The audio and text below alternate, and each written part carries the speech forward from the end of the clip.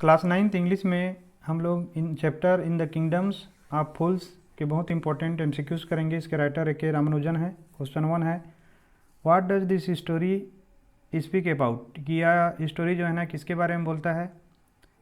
तो ये स्टोरी एक कैसे किंगडम के बारे में, कैसे राज्य के बारे में बोलता है जहाँ पे एक मूर्ख राजा होता है और उसके मिनिस्टर भी काफ़ी ज़्यादा मूर्ख होते हैं। तो इसका ऑप्शन सी हो जाएगा, kingdom ruled by a police king and his silly minister. Question 2 है, what kind of story is this, ये किस प्रकार की स्टोरी है। तो ये एक फोक टेल है, एक जो गांव में कथा कही जाती है वो है।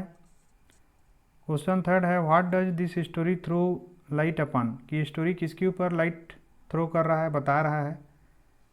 तो ये बोल रहा है कि जो मूर्ख लोग होते हैं और कैसे डेंजर वो पैदा करते हैं। तो police people and the dangers they pose. तो इसका ऑप्शन ए हो जाएगा।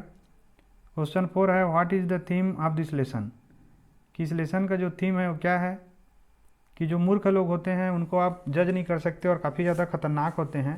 तो इसका ऑप्शन ए हो जाएगा, police people are unpredictable and dangerous.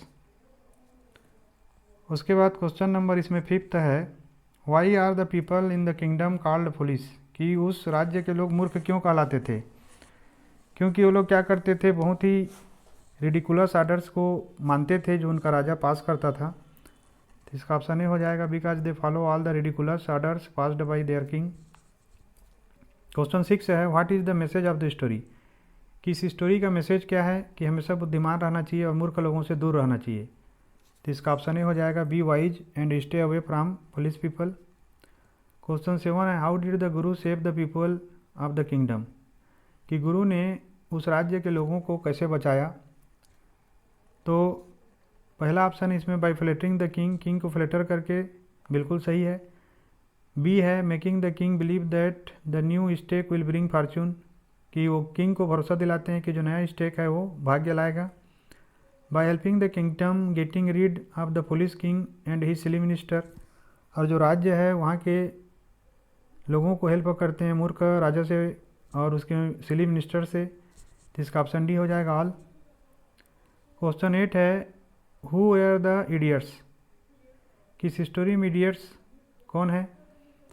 तो जो किंग है और उसके मिनिस्टर्स हैं, इसका ऑप्शन हो जाएगा, king and his minister.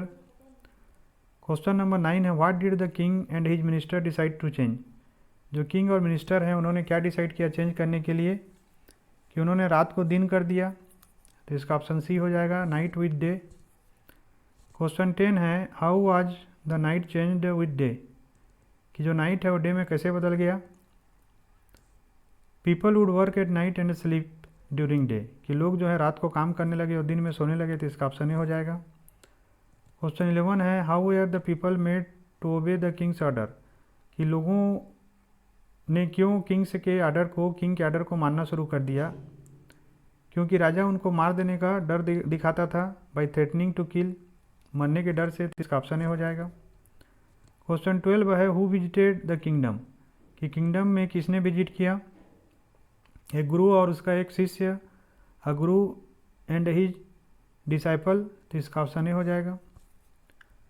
Question number 13 है, what did the Guru and his disciple find at the grocery shop, कि ग्रोसरी शॉप पे गुरु और उसके चेला जो था शिष्य था, उसने क्या पाया, कि उन्होंने दिखाया कि सभी चीज़ों का एक ही कीमत था, है ना, same price for all the things.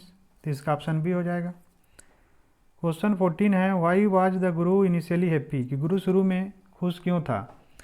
तो गुरु शुरू में इसलिए खुश था क्योंकि उनको लगा कि जो नॉमिनल प्राइस पे उनके पास कैपेसिटी आ गया है कि सारी चीज़ों को खरीद सकें। तो इसका ऑप्शन ही हो जाएगा, because of the capacity of buying all things at a nominal price. Question 15 है, why did Guru decide to leave the palace, कि गुरु ने डिसाइड क्यों किया, क्योंकि उनको मालूम था कि ये मूर्खों का देश है और यहाँ पे लंबे समय तक सुरक्षित नहीं रहा जा सकता।